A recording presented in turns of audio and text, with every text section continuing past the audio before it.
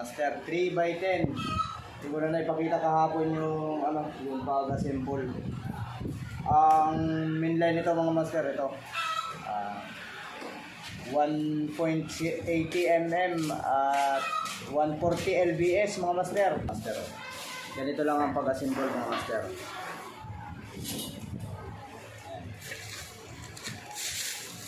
Yan. Ganito lang mga master.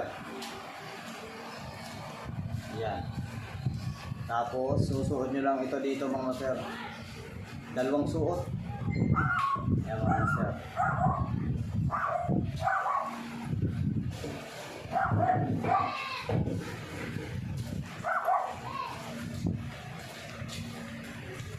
Pagka suot nyo doon mga master, suot nyo rin dito sa